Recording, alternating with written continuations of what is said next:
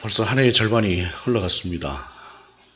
갈수록 빨리 넘어가는 것 같아요. 갈수록 빨리 지나가는 것 같은데 7월 첫 주가 이제 맥주 감사절이기도 하죠. 맥주 감사절에 대해서 또 이런저런 의견들도 있습니다만 그럼에도 불구하고 우리가 한 해의 절반을 보내면서 하나님 앞에서 나를 좀 돌아보고 신앙도 점검하고 또 감사를 잊지 않는 것은 우리 그리스도인의 참 그 덕스러운 그런 모습이다라고 하는 생각을 합니다. 이제 그렇게 돌아보다 보면 우리가 이제 우리도 모르게 하나님으로부터 참 멀어진 것들이 많이 있다라고 하는 것들을 생각해요. 나는 하나님의 뜻대로 살아드린다고 생각했는데 그것이 하나님의 뜻과는 좀 다른 삶인 경우도 있고 또 그것은 내가 잊어버려서 또는 내가 잘못 알아서 이렇게 되는 경우들이 적지 않아 있습니다. 근데 세상을 보게 되면 이 모든 것들이 좀 생각하고 돌아보고 하지 않으면 나는 잘한다고 하는 것이 오히려 정반대의 경우를 낳아버리는 경우들이 적지 않아 있습니다. 그래서 우리 주님도 옛사람은 너희에게 뭐라고 말했으나 나는 너희에게 이르노니 라고 하시면서 과거에는 이루어졌던 것들이 오늘날 뭔가 좀 잘못되어져 있는 것들에 대해서 6개의 명제를 가지고 계속해서 말씀을 하셨지요. 우리가 기억하는 것처럼 처음에는 살인이라고 하는 것, 언어폭력이라고 하는 것도 살인이고 지나친 분노를 상대에게 표출하는 것이 살인과 같다라고 하는 그러한 말씀이 있었고 그 다음에 그냥 쳐다보고 음욕을 갖는 것도 그냥 이렇게 단순한 생각이 아니라 무엇인가 좀 계획을 가지고 마음속에서지만 그런 것을 가지고 있는 것 자체가 이미 그것은 간음이다.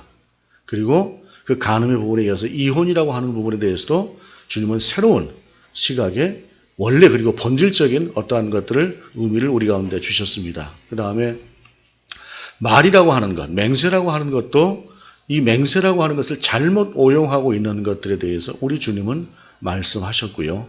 그리고 이제 우리가 5번째, 6번째 명제를 우리가 보게 되는데 오늘 본문을 보게 되면 38절에 또 눈은 눈으로 이는 이로 갚으라 하였다는 것을 너희가 들었으나 라고 하는 것을 말씀하고 있습니다.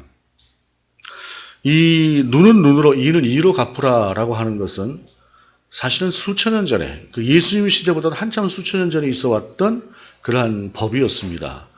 모세를 통해서 우리 가운데 주어진 법이기도 하지만 그러나 그것은 모세에게만 주어졌던 법이 아니라 이때 당시에 이미 있었던 법입니다. 이방의 세계 사람들도 가지고 있었던 법인데 이 법의 취지는 공정과 정의였습니다. 왕의 아들일지라도 그리고 아주 신분이 낮은 어떤 사람의 아들일지라도 그 생명의 가치는 둘 다 동등하다라고 하는 것이 이 안에 전제되어 있는 것이었어요. 그래서 세력을 가지고 있고 힘을 가지고 있는 사람이 약하고 힘이 없는 사람의 어떤 신체를 훼손했다고 할 때에 그 약하고 힘든 사람이 신체를 훼손당하고 아무런 방어도 할 수 없는 것이 아니라 그 힘이 있고 권세가 있는 그러한 사람이 똑같이 예를 들어서 손가락 하나를 다쳤다, 부러졌다, 아니면은 잘렸다 하게 되면 그 사람에게도 똑같이 하는 거예요. 그래서 눈에는 눈, 이에는 이라고 하는 그러한 아주 공정하고 정의로운 법을 이때 당시에 만들었던 것이죠. 그런데 이것이 세월이 지나가면서 눈에는 눈, 이에는 이라고 하는 이 법이 하나의 보복법이 되어버렸습니다. 보복을 해야 되는 것으로 그렇게 반드시 보복을 해야 된다라고 하는 것으로 이 인식이 되어져 버렸는데 그 인식이라고 하는 것이 그렇지 않습니까? 때로는 설사 무엇인가 상해를 입혔다고 해도 부득이한 경우도 없지 않아 있어요. 그리고 전혀 생각하지 않았던 것들이 결과적으로 그렇게 되어버리는 경우들도 없지 않습니다. 그런데 이 문화라고 하는 것이 한 세대 전과 한 세대 후의 문화가 달라요. 그렇게 세월이 흘러가면서 문화 자체가 어찌됐든 공정과 정의의 법이라고 하는 것이 보복의 법으로 넘어가 버렸는데 예를 들자면 보복이라고 하는 것이 그 시대적으로 반드시 행해야 되는 그러한 것으로 인식되어지는 시기도 있습니다. 제가 이제 이 말씀을 준비하면서 60, 70년대에 그 영화를 생각을 해봤어요. 그때 당시에 소위 그 액션 영화라고 하는 거죠. 액션 영화라고 하는 영화들을 보게 되면 예를 들어서 우리 아버지를 죽인 원수예요. 그런 원수가 있으면 이것은 반드시 그 원수를 갚아야 되는 것입니다. 그 원수를 갚지 않으면 그건 아들이 아니에요. 물론 이제 아버지의 그 복수를 한다고 하는 것은 정당한 것이기도 합니다만은 그때 당시에는 부모에 대한 어떤 원수라고 하는 것은 반드시 갚아야지 그것을 갚지 않으면 안 되는 것이다라고 하는 그러한 사회적인 정서가 분명히 있습니다. 그래서 영화들 대부분이 그래요. 영화들 대부분이 우리 아버지 죽인 원수 뭐 이렇게 해서 그 복수를 하는 것이죠. 그 복수를 하고 있지 않으면 옆에서 누군가가 너는 너희 아버지에 대한 복수도 하지 않느냐? 라고 하면은 무술 고수를 찾아가서 열심히 무술을 단련하고 와가지고 상대에게 복수를 하는. 그런데 어느 순간인가 이제 그런 것들이 이제 사라져 버렸습니다. 사라져 버렸는데 무엇인가 복수를 한다라고 하는 개념이라고 하는 것이 대가를 지불한다라고 하는 것은 어떤 면에서 필요한 것일 수 있지만 그러나 반드시 그 복수를 해야 되는 것이냐라고 하는 부분은 새로운 해석이다. 새로운 해석이 필요한 것이다라고 하는 것이에요. 그때 우리 주님은 이 눈에는 눈, 이에는 이라고 하는 이 보복의 법으로 정착되어 있는 이것을 가지고 어떻게 말씀을 하시냐. 나는 너에게 이르노니 악한 자를 대적하지 말라. 누구든지 내 오른편 뺨을 치거든 왼편도 돌려대며 라고 말씀하고 있습니다. 먼저 주님은 악한 자를 대적하지 말라라고 말씀하셨어요. 여러분, 악한 자와 선한 자가 싸우면 누가 이깁니까? 악한 자가 이깁니다. 악한 자는 수단과 방법을 가리지 않습니다. 그런데 선한 편은요, 선한 사람은요, 참아하지 못하는 것들이 너무 많아요. 그러다 보니까 싸움에서는 악한 자가 이기게 돼 있습니다. 우리 주님은 악한 자를 대적하지 말라라고 하는 이 말씀 속에서 우리를 향해서 우리 자신을 보호하게 하는 그러한 의도도 이 안에 포함이 되어져 있습니다. 그러면서 하시는 말씀이 오른편 뺨을 때리거든 왼편도 돌려대라 라고 하는 것이에요. 이 말을 이제 잘못 해석을 하게 되면 오른편 뺨 때렸으니까 왼편 때리라 하고 이게 뭔가 그냥 지나치게 오버하는 것 같은 그러한 태도를 말씀하는 것이 아니라 유대인들에게 있어서 뺨을 맞는다라고 하는 것은 대단히 모욕이에요. 우리도 마찬가지 아닙니까? 누군가에게 뺨을 맞는다는 것은 주먹으로 한 대 맞는 것보다 훨씬 더 모욕감을 느끼는 일입니다. 그런데 오늘 본문은 오른편 뺨을 맞거든이라고 되어 있어요. 누군가가 내게 오른편 뺨을 치거든. 여러분, 그런데 가만히 생각해 보십시오. 오른편 뺨을 치려면 왼손으로 쳐야 돼요. 왼손으로. 그래야 오른편 뺨이 맞습니다. 내 오른편 뺨이.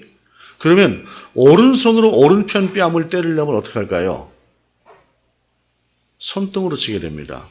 그런데 누군가에게 손등으로 맞는다는 것은 훨씬 더 치욕스러운 것이 이때 당시에 이스라엘의 법이었습니다. 그러므로 오른편 뺨을 누군가 나를 쳤다라고 하는 것은 내가 견딜 수 없는 모욕을 당했다는 말과 같은 말입니다.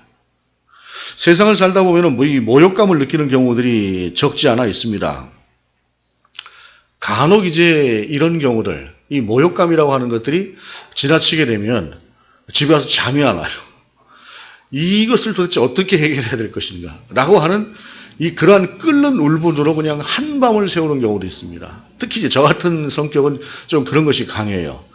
이제 그러다 보면 내가 이걸 반드시 내가 한번 응징을 하리라 라고 하는 그러한 생각이 부글부글 끓고 들지요. 그런데 여러분, 그리스도인의 마음으로 그리고 좀 더 넉넉한 마음으로 그리고 조금 높은 자존감으로 그 문제를 바라보면 사실 별것 아닌 경우들이 참 많습니다. 그래서 아침에 일어날 때는 내가 어쩌냐게 왜 그렇게 내가 분노를 했는가라고 참 내가 가벼운 사람이다라고 아침에 깨어나는 경우들이 사실 적지 않습니다. 분노할 것들이 있고 그리고 또 어떤 면에서 모욕감을 겪는 것들이 순간적으로 내가 그것을 악은 악으로 갚는다라고 반응을 한다고 할 때에 사실상 우리는 실수할 수 있는 그런 것들이 참 많이 있습니다. 그런데 물론 오늘 이 본문에서 말씀하시는 것은 이 인격적으로 꼭 그것만을 말씀하시는 게 아니라 상대 자체에 대해서 용납하라고 하는 말씀, 그리고 모욕감까지도 네가 한번 참아봐라 라고 하는 것을 말씀하시는데 왜일까요? 우리가 그리스도인이기 때문에 그렇습니다. 우리가 그리스도인이기 때문에 또한 다른 모습을 보여야 된다라고 하는 것을 본문은 우리 가운데 말씀하고 있는 것입니다. 그리고 또 이어서 본문은 이렇게 말씀하고 있어요. 40절에 또 너를 고발하여 속옷을 가지고자 하는 자에게 겉옷까지도 가지게 하며, 이거는 실생활에 있어서 어찌 보게 되면 대단히 좀 억울한 경우가 될 수도 있을 것입니다. 그 좀 심한 것을 요구받는 그런 경우도 있을 수 있을 것이에요. 지금처럼 우리가 옷이 좀 여러 벌 있는 경우라고 한다면 좀 다른 경우고, 또 특별히 겉옷과 속옷이라고 하는 것이 이스라엘 사람들에게서 좀 구별된, 우리하고 좀 다른 어떤 의미가 있어요. 그것은 무엇이냐면, 겉옷이라고 하는 것은 외출할 때 입는 옷이기도 하지만 가난한 사람들은 속옷이 없는 경우도 있었다 그래요. 이 겉옷 같은 경우는 저녁에 잘 때 이불이래요. 우리식으로 이렇게 막 소매 넣고 하는 것이 아니라 둘둘 말아서 이렇게 입는 유대인들의 옷이라고 하는 것은 저녁에 잘 때는 쑥 펴서 이불로 덮고 자기도 하는 것입니다. 뭐 아주 한여름이 아니고는 사실 우리도 잘 때 이불이 옆에 있어야 좀 쌀쌀하다 싶으면은 덥지. 그렇지 않고 나면 이 자칫 감기에 드는 수도 있지 않겠습니까? 그렇기 때문에 겉옷이라고 하는 것은 이스라엘 사람들에게서 이 이불과 같은 것이었기 때문에 밖에 나갈 때도 중요한 것이지만 집에서 잘 때에도 꼭 필요한 것이 이 이불이었다는 것이에요. 그런데 그 겉옷을 누군가가 내놓으라라고 하는 것은 내가 밖에를 나갈 수도 없고 집에서 잠도 편히 잘 수가 없는 그러한 상황을 누군가가 요구하는 것이다라고 할 수가 있어요. 두 벌, 세 벌 가지고 있으면 하나쯤 줄 수도 있겠지요. 그러나 이때 당시 두 벌, 세 벌 가지고 있는 사람들이 그렇게 많지 않았고, 특별히 한 벌만 있는 사람에게 있어서 이 말은 어찌 보게 되면 굉장히 심한 그러한 요구처럼 들려줄 수 있는 말이기도 했을 것입니다. 그럼에도 불구하고 우리 주님은 다 내어주라 라고 하는 것을 말씀하고 있어요. 그 다음에 또 누구든지 너로 오리를 가게 하거든 그 사람과 십리를 동행하고 라고 말씀하고 있습니다. 오리를 가게 하거든 십리를 동행하라 라고 하는 이 말씀은 우리가 예수님께서 골고다 언덕을 오르셨을 때에 차출당한 사람이 있었죠. 구레네 시몬이라고 하는 사람이 있지 않았습니까? 로마 군병들은 공무를 시행할 때 무엇인가 사람이 필요하게 되면 그 사람을 아무나 불러다가 어느 정도 거리까지는 그 사람에게 물건을 들게 한다거나 이러한 식으로 가게 할 수 있는 법이 있었습니다. 그런데 그런 경우라고 할지라도 억울해하지 말고 그 자가 오리를 가자 하게 되면 그래 내가 십리라도 내가 가주마 라고 하면서 기꺼이 그 사람에게 협조해 주라라고 하는 것이에요. 또 그 다음에 내게 구하는 자에게 주며 내게 꾸고자 하는 자에게 거절하지 말라라고 말씀합니다. 내가 없는 것이 아니라면, 있다고 한다면 나에게 와서 내가 절실하니 나를 좀 도와주시오 라고 하는 그 사람을 거절하지 말라라고 하는 것이 본문의 말씀이다 라고 하는 것입니다. 그러면서 주님은 말씀하시는 것이 43절 이하에 또 내 이웃을 사랑하고 내 원수를 미워하라 하였다는 것을 너희가 들었으나 나는 너희에게 이르노니 너희 원수를 사랑하며 너희를 박해하는 자를 위하여 기도하라 라고 말씀합니다. 가만히 들여다보게 되면 처음에 살인, 그 다음에 간음, 그 다음에 이혼, 맹세, 그 다음에 보복에 관한 이 모든 5개의 명제가 실질적으로는 이 6번째 명제인 사랑의 명제로 오는 길이다라고 하는 것을 우리가 본문을 통해서 알 수가 있습니다. 결국에 그 모든 것은 사랑으로 완성이 됩니다. 그래서 바울도 믿음, 소망, 사랑 중에 그 중에 제일은 사랑이다라고 하는 말씀을 하셨어요. 믿음이 먼저지요? 그런 뜻이 아니라 무엇이 먼저다라고 하는 것이 아니라 모든 신앙과 우리의 소망의 완성은 사랑으로 완성되어지는 것이다 라고 하는 완성의 의무로서 바울은 사랑을 이야기했습니다. 우리 주님도 마찬가지로 살인과 간음과 이혼과 맹세와 보복에 관한 이 모든 것들이 결국엔 사랑으로 해결된다는 것이에요. 여러분, 사랑하는데 상대에게 그 독한 말이라고 하는 것을 지속적으로 할 수 있을까요? 사랑하는데 그 사랑하는 아내를 두고 다른 사람을 넘볼 계획을 짤 수 있을까요? 사랑하는데 자기의 배우자를 그 힘들고 어려운 것으로 고대의 여자가 버림을 받는다라고 하는 것은 그야말로 버림을 받는 것이에요. 그런 상태로 낼 수 있을까요? 사랑하는데 말을 잘못하고 거짓으로 맹세하면서 상대를 후리고 자기의 유익을 취할 수 있을까요? 사랑을 가지고 있는데, 내가 내 안에 사랑을 품고 있는데 설사 내게 좀 잘못한다고 해서 꼭 네가 하나 잘못했으니 나도 하나로 갚아주겠다라고 할 수 있을까요? 모든 것은 사랑으로 해결이 되는 것입니다. 그러나 오늘 본문 속에서 원수까지도 사랑하라라고 하는 이 말씀은 우리에게 심한 부담으로 와 닿지 않을 수 없는 말씀입니다. 살다 보면 한두 번쯤은 정말로 내 안에 용서하기 힘든 그러한 상황, 그러한 사람을 우리가 만나는 경우들이 있을 것입니다. 아직 그런 경험이 없다고 한다면 조금 더 살아보면 그런 경험이 있을 수 있을 것입니다. 어렸을 때 하는 얘기가 아니에요. 어렸을 때 누군가 막 미워서 막 이러는 거, 그런 거 말고 정말로 내가 이것은 도저히 용서가 안 된다라고 하는 그러한 사람을 만나는 경우도 있을 수 있다는 것입니다. 그런데 그 사람을 용서하라.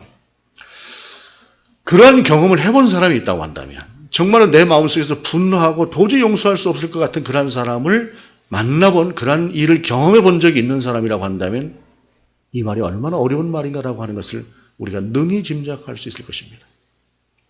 그럼에도 불구하고 우리 주님은 용서하고 너를 박해하는 자를 위해서 기도하라고 말씀하십니다. 그리고 그 다음에 이렇게 말씀하셔요. 45절에 이같이 한즉 하늘에 계신 너희 아버지의 아들이 되리니, 본문 앞쪽에서 8가지의 복에서 우리가 살피진 않았으나 화평케 하는 자는 복이 있나니 그들이 하나님의 아들이라 일컬음을 받을 것이요 라고 하는 말씀으로 하나님의 아들이라고 하는 말을 앞에서 사용한 적이 있습니다. 그런데 화평케 하는 자는 하나님의 아들이라 일컬어질 것이다 라고 말씀하셨고, 오늘 본문은 이같이 한즉 하늘에 계신 너희 아버지의 아들이 될 것이다 라고 말씀하고 있어요. 아들로 일컬어지는 것하고 아들이 되는 것하고는 다른 의미입니다. 아들이 된다라고 하는 것은 아버지가 책임을 져준다는 말입니다. 즉 앞에서 우리 주님께서 여러 가지 것을 말씀하셨어요. 원수로 사랑하라. 오른편 뺨 때리고 왼편을 돌려대라. 이 모든 것을 통해서 우리 주님께서 하시고자 하는 말씀은 너희들이 그렇게 살아갈 때, 그렇게 행할 때에 너희가 내 아들이 된다는 것이. 즉 나는 너를 책임져 준다라고 하는 것입니다. 이사야 40장에 이런 말씀이 있어요. 이사야 40장 27절 이하를 보게 되면 야곱아 어찌하여 내가 말하며 이스라엘아 내가 이르기를 내 길은 여호와께 숨겨졌으며 내 송사는 내 하나님에게서 벗어난다 하느냐. 이스라엘이 억울하다는 말이에요. 왜 하나님이 이러실까? 왜 하나님이 이러실까? 라고 한다는 것이에요. 그렇게 하느냐라고 하시면서 그 다음에 주님이 이렇게 말씀하셔요. 너는 알지 못하느냐? 듣지 못하였느냐? 영원하신 하나님 여호와 땅 끝까지 창조하신 이는 피곤하지 않으시며 권비하지 않으시며 명철이 한이 없으시며 피곤한 자에게는 능력을 주시며 무능한 자에게는 힘을 더하시나니 소년이라도 피곤하며 권비하며 장정이라도 넘어지며 쓰러지되 오직 여호와를 앙망하는 자는 새 힘을 얻으리니 독수리가 날개치며 올라가면 같을 것이요 다른 박질하여도 권비하지 아니하겠고 걸어가도 피곤하지 아니하리로다. 그러니 너는 나를 앙망하라, 나를 바라봐라 라고 하는 것이 우리 하나님의 말씀이에요. 하나님은 책임져 주시겠다라고 하는 것을 말씀하신 것이에요. 너희들이 내 뜻대로 한번 살아봐라. 정말 이렇게 사는 것이 사실상 저는 불가능할 것 같습니다. 솔직히 말씀드리면 이 말씀대로 그대로 산다고 하는 것은 불가능할 것 같아요. 그럼에도 불구하고 이 말씀이 우리 안에 있기에 우리가 분노가 치밀어 올라도 주님의 말씀이 있기에 그 분노를 낼 수가 있고 정말로 원수처럼 내 속에서 무엇인가 정말 그에게 보복을 하고 싶은 그러한 상대가 있다고 할지라도 우리 주님의 말씀이 있기에 하나를 내려놓는 것이죠. 그렇게 살 수 있는 것이 바로 하나님께서 나를 돌아보시고 내가 이미 하나님의 아들이 된 사람이기 때문에 내가 이미 하나님의 딸이 되어 있는 사람이기 때문에 우리가 바로 하나님의 자녀이기 때문에 그럴 수 있다라고 하는 사실입니다. 이렇게 살아라, 이렇게 살아라, 이렇게 살아라 하시고 전혀 책임져 주시지 않는 무책임한 아버지가 아니라 그렇게 살아라, 그러면 내가 너를 책임져 줄게 라고 하는 것이 우리 주님이 우리 가운데 주시는 말씀이다라고 하는 사실입니다. 그러면서 우리 주님이 이렇게 말씀을 마치고 있어요. 그러므로 하늘에 계신 너희 아버지 온전하신 것 같이 너희도 온전하라. 이 온전하라라고 하는 말씀이 무슨 말씀일까요?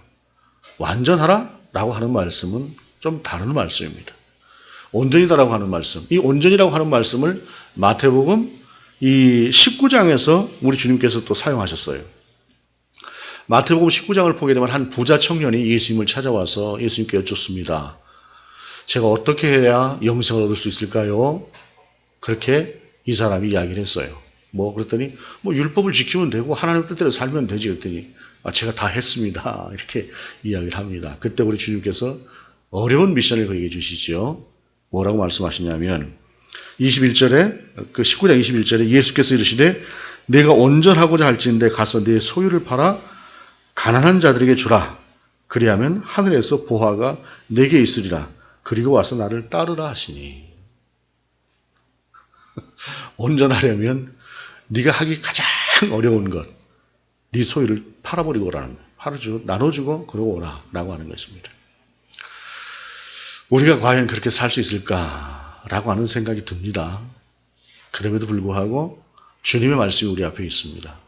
주님의 말씀이 우리 앞에 있을 때에 우리의 삶의 자세는 어떤 것이어야 할까라고 하는 것입니다. 이게 쉽게 이루어지는 것 같으면 무슨 고민이 필요하겠습니까? 이것이 쉽게 이루어지면은 정말 우리 가운데 임하는 하나님의 능력이 날마다 샘솟고 세상 가운데서 우리의 얼굴이 해처럼 빛나는 광채로 인해서 누가 우리만 봐도 아마도 복음이 저대로 전달이 될 것입니다. 그런데 그렇지 못한 그러한 세상을 우리가 살아갑니다. 우리 주님이 그것을 모르실까요? 모르시기에 오른편 뺨 때리거든 왼편을 돌려대라고 말씀하셨을까요? 모르시기에 원수도 사랑하라고 말씀하셨을까요? 모르시기에 박해받는 입장에서 나를 박해하는 자를 위해서 기도하라고 말씀하셨을까요? 다 아시는 주님이지만 네가 그렇게 한번 살아봐라라고 하는 사실입니다.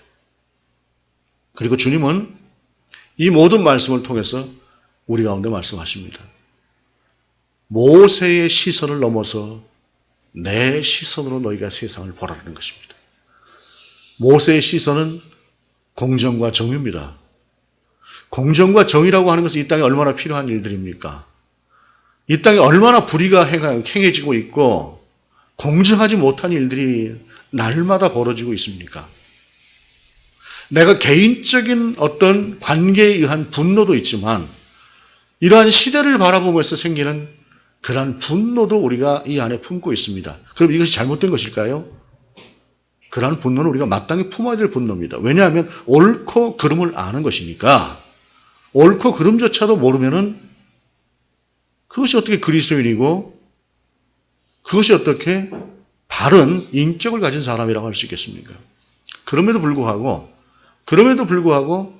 그것을 내 삶을 통해서 실현하는 그리고 그것을 반응하는 방법만큼은 우리 주님이 주신 방법대로 반응을 하라라고 하는 것입니다. 공정과 정의를 넘어서서 우리 주님이 주시는 사랑의 시각으로 세상을 바라보라는 것입니다.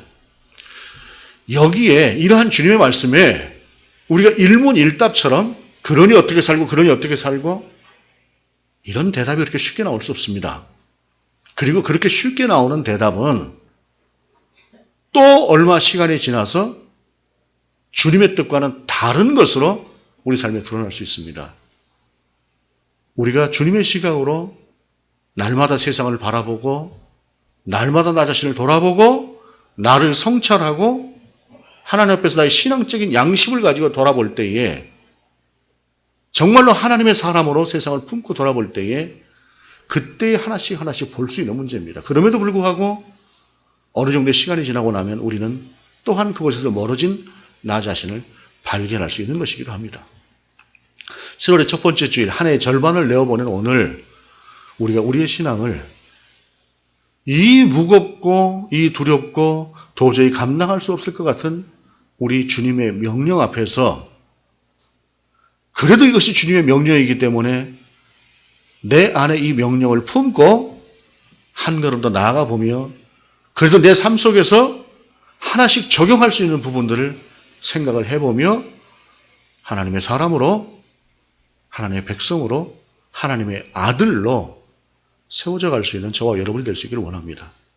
그때 우리를 책임져 주시는 하나님의, 정말로 하나님이 내 아버지시구나 하는 우리가 아들로서의 아버지의 사랑을 알게 될 수 있을 것입니다. 그렇게 살아갈 수 있는 저와 여러분이 될 수 있기를 원합니다. 기도하시겠습니다. 주님, 어렵고 힘든 명령일지라도 우리가 주님의 명령을 기억하게 하시옵소서. 그리고 하나씩 하나씩 주님의 명령을 우리의 삶 속에서 순종으로 드리게 하시옵소서. 그리고 그런 우리를 통해서 우리가 아들임을, 하나님의 아들임을 보이시옵소서. 주 예수 그리스도의 이름으로 기도드립니다. 아멘.